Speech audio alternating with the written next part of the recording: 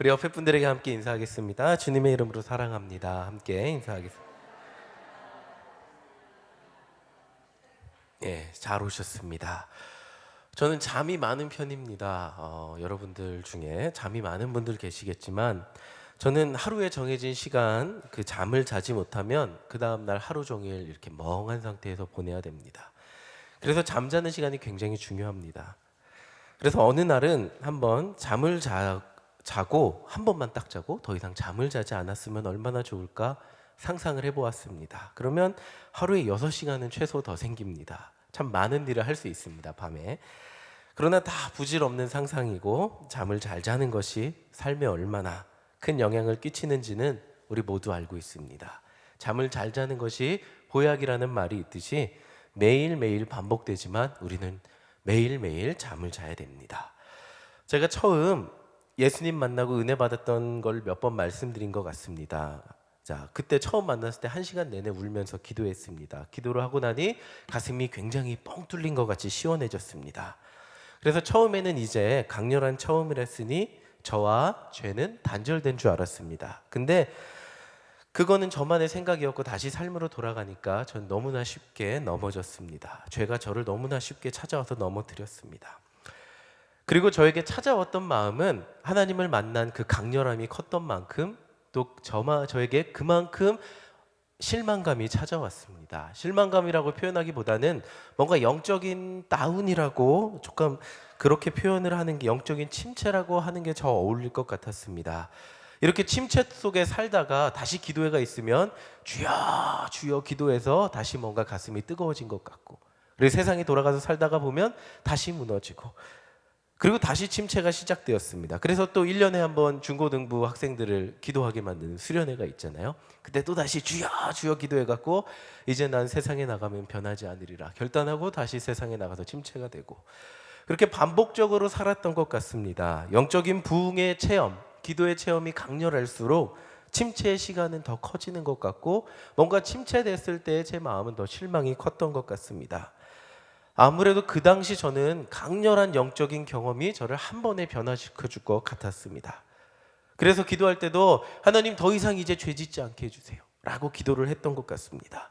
성령님이 이 정도 강하게 역사하셨으면, 내가 목이 이 정도 셨으면 이제는 죄를 이길 힘이 저에게 주어졌을 거라고 생각했습니다. 근데 아무리 체험이 강렬해도 그 체험의 힘은 오래가지 못했습니다. 전 너무나 쉽게 쓰러졌습니다. 시간이 흐른 후에야 깨달은 것은 강렬한 체험은 강물 흘러가듯이 흘러가 버리고 결국 제가 죄에서 이기려면 매일매일 기도하는 것밖에 없다는 것을 깨닫게 되었습니다. 다시 말해서 어제 길게 잤다고 해서, 어제 12시간 잤다고 해서 오늘 안 잘 수 없는 거잖아요. 어제 많이 잤다고 해서 오늘 안 잘 수 없듯이 제가 오늘 기도 많이 했다고 해서 내일 기도하지 않으면 저는 내일 쓰러질 수밖에 없다는 사실을 시간이 흐른 뒤에야 깨닫게 되었습니다.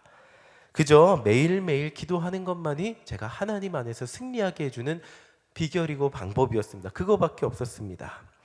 자, 오늘 에스라서에 나온 이스라엘 백성도 마찬가지입니다. 그렇게 힘들고 어려운 시간 하나님만 붙들고 이겨냈습니다. 그리고 자신들의 조상 땅으로 돌아와서 성전 건축도 완료했습니다. 이때 이스라엘 백성들 모습 다시 한번 보겠습니다. 4장 3절 우리 함께 읽어보겠습니다. 시작. 스룹바벨과 예수아와 기타 이스라엘 족장들이 이르되 우리 하나님의 성전을 건축하는데 너희는 우리와 상관이 없느니라. 여기까지만 읽을게요. 자, 이방 민족이 같이 성전을 건축하자 그러니까 어떻게 했죠? 당신들은 우리와 상관이 없습니다. 그리고 밑에 빨간색 보면 홀로 건축하리라 이렇게 얘기했습니다. 자, 이방 민족하고는 분명히 선을 그었어요. 처음에 와서 성전 건축할 때. 그리고 성전 건축이 완료된 후에 약 80년이 지난 다음 9장 2절 보겠습니다. 자, 함께 읽겠습니다. 시작. 그들의 딸을 맞이하여 아내와 며느리로 삼아 거룩한 자손이 그 지방 사람들과 서로 섞이게 하는데 방백들과 고관들이 죄에 더욱 으뜸이 되었다 하는지라. 분명히 80년 전에 성전 건축할 때는 당신들이랑 우리는 거리를 두겠습니다. 딱 잘랐어요. 근데 80년이 지났습니다. 성전 건축이 완료되고 어떻게 됐죠? 하나님께서 금지하신 이방 사람들과의 결혼이 그냥 너무나 쉽게 이루어지고 그냥 그 당시 그냥 사람들이 너무나 쉽게 그렇게 행하고 사는, 아무 문제가 없을 것처럼 그렇게 사는 모습이 되어버리고 말았습니다. 분명 성전 건축할 때까지는 이들 마음이 하나님 앞에 신실하려고 노력했을 겁니다. 자, 성전 건축이 완료되자 마음이 놓였을 거고, 어제 열심히 하나님을 찾았다고 해서, 우리가 어저께 열심히 하나님 앞에 매달렸다고 해서 성전 건축이 완료된 다음에 마음을 놓아서는 안 되었는데 마음을 놓고 말았을 겁니다. 그래서 이방 여인들과 결혼하고 그들이 믿는 신까지 함께 믿고 말았습니다. 자, 그래서 오늘 새벽 말씀, 이 말씀이 저한테 가슴에 딱 꽂혔어요. 고린도전서 10장 12절 우리 함께 읽겠습니다. 시작. 그런즉 선줄로 생각하는 자는 넘어질까 조심하라. 자, 이 말씀, 에스라 말씀을 마지막 오늘 10장인데 이 말씀을 도대체 어떻게 설교를 해야 될까, 전해야 될까 고민하고 있는 차에 이 말씀이 제 가슴에 확 들어왔습니다. 아, 그렇구나. 우리가 어제 기도 열심히 했다고 해서, 어제 하나님 열심히 믿었다고 해서 오늘 그렇다면 우리는 무엇을 해야 되나? 오늘도 또한 어제와 같이 믿어야 된다는 겁니다. 다시 한번 그 말씀 보여주세요. 선줄로 생각한 사람은 넘어질까 조심하라. 넘어지지 않으려면 어제와 같았던 모습이 우리 안에 꼭 있어야 한다는 겁니다. 70년간 믿음도 지켰고 돌아와서 성전도 건축했는데 이들은 자신들이 편안한 상황에 처하니까 넘어졌습니다. 자, 이런 그들을 보면서 페르시아에 남아있다가 두 번째 포로 귀환에 돌아온 에스라는 통곡을 합니다. 하나님의 백성이 구별됨 없이 이방 백성들하고 섞여 사는 모습을 보면서 통곡을 합니다. 10장 1절 우리 함께 읽겠습니다. 시작. 에스라가 하나님의 성전 앞에 엎드려 울며 기도하여 죄를 자복할 때에 많은 백성이 크게 통곡하며 이스라엘 중에서 백성의 남녀와 어린아이의 큰 무리가 그 앞에 모인지라. 자, 에스라는 분명히 이방 여인과 결혼하지 않았습니다. 근데 백성들의 죄를 보며 통곡을 했어요. 근데 이스라엘 백성들 가운데 희망이 없는 게 아니었습니다. 에스라가 통곡하는 가운데 이스라엘 백성들이 하나 둘씩 그 주변을 모이기 시작합니다. 그리고 함께 통곡하기 시작합니다. 에스라의 통곡으로 말미암아 그 당시 그렇게 이방 여인들과 결혼한 것이 그렇게 많았던 사람들 사이에서 한두 명씩 에스라에게 다가와서 함께 통곡하기 시작합니다. 자, 2절 3절 우리 함께 읽어보겠습니다. 시작. 엘람 자손 중 여이엘의 아들 스가냐가 에스라에게 이르되 우리가 우리 하나님께 범죄하여 이 땅 이방 여자를 맞이하여 아내로 삼았으나 이스라엘에게 아직도 소망이 있나니 3절 보겠습니다. 곧 내 주의 교훈을 따르며 우리 하나님의 명령을 떨며 준행하는 자의 가르침을 따라 이 모든 아내와 그들의 소생을 다 내보내기로 우리 하나님과 언약을 세우고 율법대로 행할 것이라. 자, 많은 사람들이 모여서 통곡할 때 스가냐라는 사람이 에스라에게 와서 하나의 아이디어를 얘기합니다. 자, 이스라엘 백성 중에 모든 이방인 아내와 거기서 나온 자녀들을 다 내보내자. 그렇다면 우리에게 희망이 있다라고 얘기합니다. 우리에게 다시 기회는 있다. 이것이 그들에게 있는 희망이라고 얘기합니다. 자, 우리가 죄를 지었다고 해서 제가 강렬히 기도하고 하나님 앞에 더 이상 죄를 짓지 않겠습니다 기도했는데 다시 무너지면 저에게 찾아왔던 것은 영적인 곤궁과 침체였습니다. 그러면 나는 아무리 기도해도 안 되나 봐. 그냥 그 안에 갈증과 답답함이 있어도 그냥 세상 모습 그대로 살았습니다. 그러나 이런 순간에도 우리에게 희망이 있는 것은 우리가 하나님께서 다시 돌아갈, 죄를 돌이킬 기회를 우리에게 주신다는 겁니다. 오늘 에스라 말씀도 스가냐라는 사람을 통해서 우리에게 이 이야기를 해주고 있습니다. 아직 우리에게는 죄를 돌이킬 시간이 있습니다 라는 것을 이야기해주고 있습니다. 자, 근데 제가 이 말씀을 준비하다 보니까 주석이 이런 말씀, 성서학자가 이런 얘기를 했어요. 이 당시 경제적 주체가 남자인 상황 속에서 아내와 아이를 이방인이라는 이유로 내쫓는 것은 가서 죽으라는 얘기를 하는 거래요. 먹고 살 방법이 없고 그냥 길거리 내보내서 이렇게 알아서 살아라. 경제적인 문제와 어려움의 문제, 가난의 문제를 그들에게 만들어줘서 에스라의 방법이 꼭 좋았다고만 볼 수 없다고 써 있었습니다.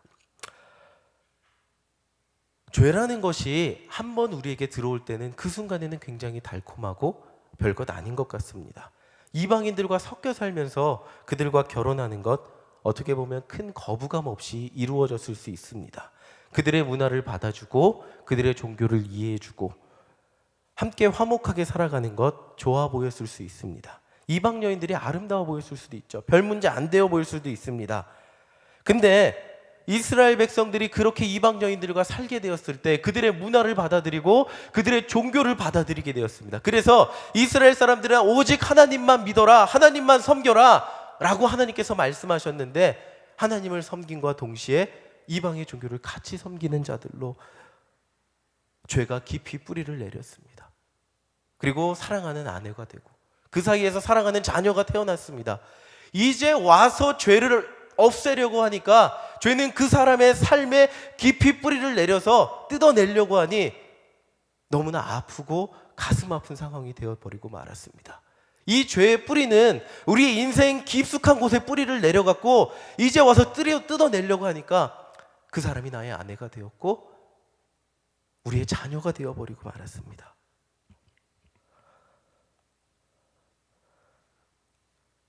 안타깝게도 바로 이것이 죄의 본질이라는 겁니다.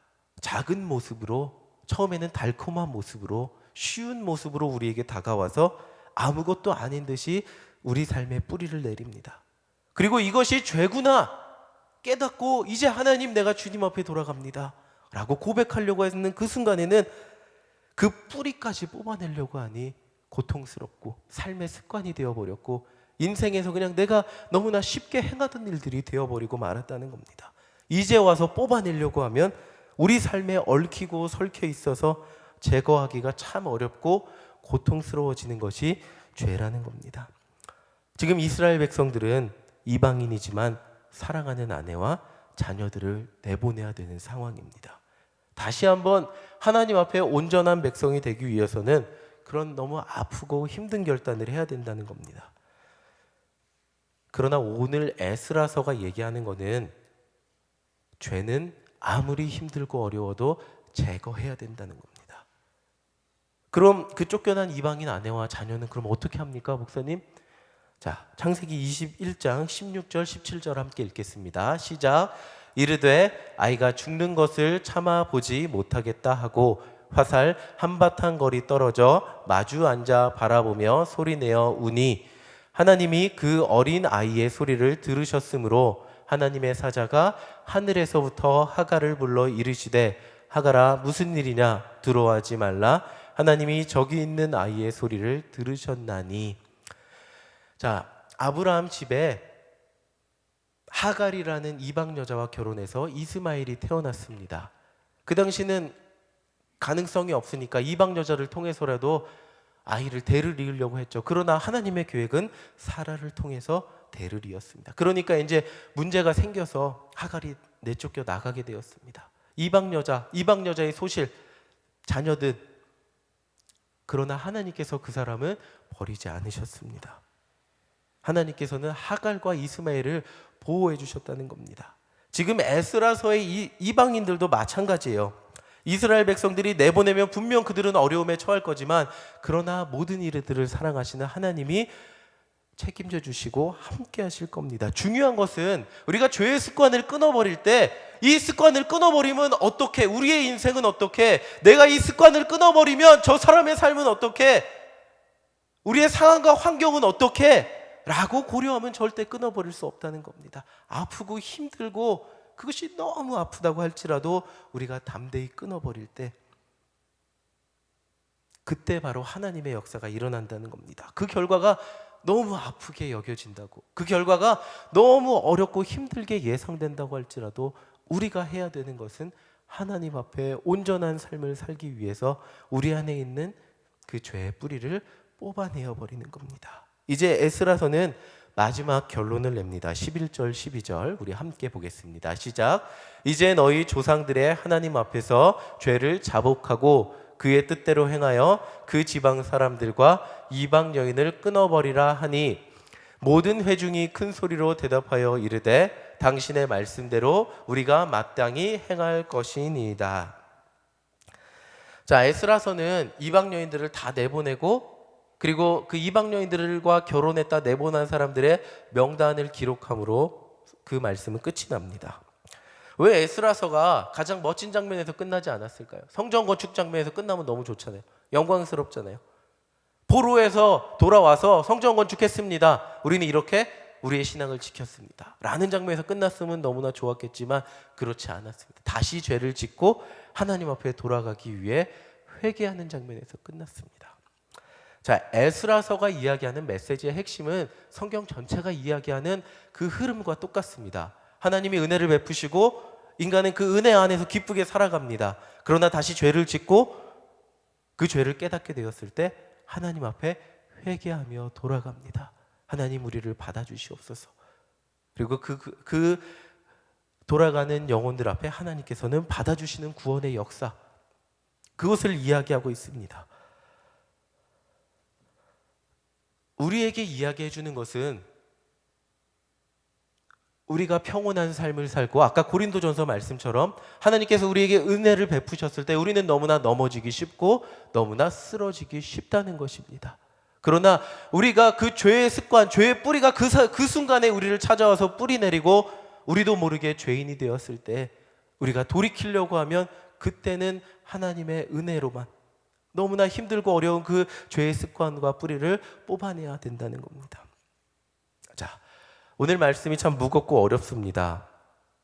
우리는 어쩌면 오랜 신앙 생활을 하면서 어느 정도는 그리스도인으로 살며 어느 정도는 적당히 죄인의 모습으로 타협을 하면서 그런 모습을 사는 것이 익숙해졌을 수도 있습니다. 저도 익숙해졌습니다. 그런 모습이. 성전을 재건해서 살던 이스라엘 백성들 에스라가 오기 전에 회개하는 사람이 없었습니다. 근데 에스라가 자복하고 통곡하는 그때야 회개하는 사람들이 나타났습니다. 어떻게 보면 우리의 마음, 긴 신앙 생활 동안 우리의 마음이 묻어져서 이 정도면 착하게 살지라고 생각할 수 있습니다. 제가 세상 사람들을 보니 저 착하게 사는 것 같아요. 솔직히 남 속이지 않고 웬만하면 거짓말 안 하고 남한테 피해 안 주잖아요. 우리 여러분들 모두 마찬가지입니다. 그렇게 누가 남의 돈을 띄어먹고 남에게 악의적으로 접근해서 괴롭히고 아프게 하고 그렇지 않습니다. 그러나 그렇게 볼 때는 착한 사람인데